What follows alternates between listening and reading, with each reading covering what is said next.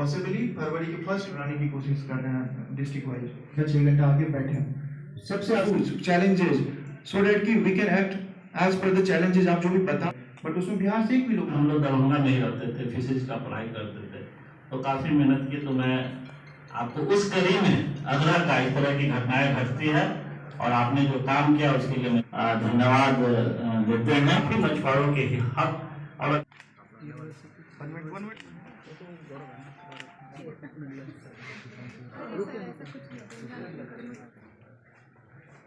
Tag मिला है, national research centre को राष्ट्रीय दर्जा मिला है,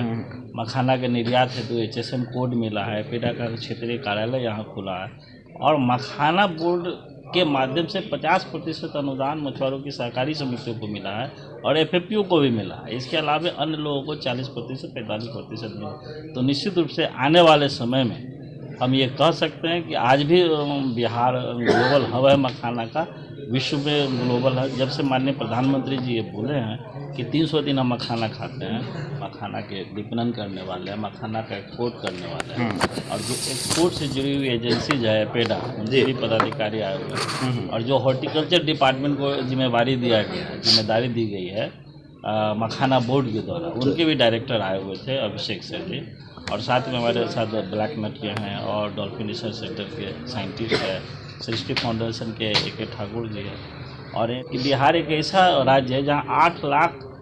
जल क्षेत्र हेक्टेयर वेटलैंड पड़ा हुआ है, जहाँ मखाने की खेती की संभावना है। और एक ऐसा सेक्टर है जहाँ अगर मछली पालन और मखाना का अगर समन्वयीकरण करते हैं, इंटीग्रेशन करते हैं, तो अकेला एक सेक्टर है जहाँ 20 लाख लोगों से अधिक लोगों को रोजगार मिल सकता है। और आज का जो प्रोग्राम था, हम मानव के साथ साथ मशीनीकरण कैसे करते हैं मखाना बोर्ड के माध्यम से, हम पुनः देश के प्रधानमंत्री को नरेंद्र मोदी जी को धन्यवाद देते हैं कि उन्होंने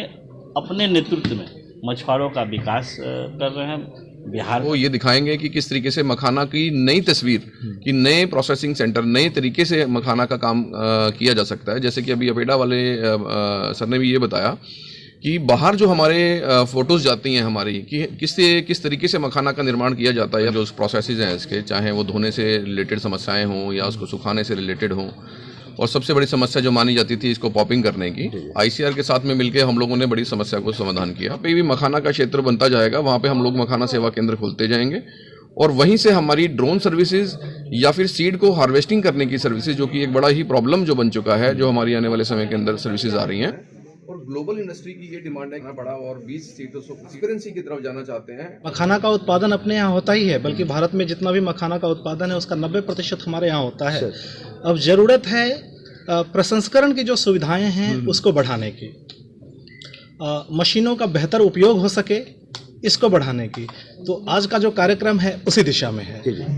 इनको एक मंच पर ला करके हम खुद चूँकि सोशल एंटरप्रेन्योर हैं और स्टार्टअप को फैसिलिटेट करते हैं, तो हमारा ये कर्तव्य बनता है कि बिहार के एंटरप्रेन्योर को हम खड़ा करें, क्योंकि हमारा स्पेशलिटी है ये, अब जो कहीं दुनिया में नहीं है, तो इसका लाभ हम बिहारियों को मिलेगा। इसीलिए हम यहाँ की बात करेंगे, उसमें मछली का भी पालन का व्यवस्था आज उस पर भी हमने डिस्कशन किया है। और जब ये दोनों चीज़ हो जाएंगे तो फिर हम नदियों को भी सुरक्षित रख पाएंगे, क्योंकि नदियाँ भी ये जलाशय उनको रिचार्ज करती हैं। जब लीन सीजन होता है तो ये वेटलैंड से और जहाँ भी क्रॉप प्रोडक्शन होता है, जहाँ अधिक पानी रहता है, जहाँ पानी कंजर्व करके लोग रख पाते हैं, वहाँ से फिर नदी को यहाँ करके हम लोगों के साथ एक काफ़ी अच्छा कार्यक्रम किया, जो कि बिहार के मखाना किसानों के लिए बहुत ही फायदेमंद है।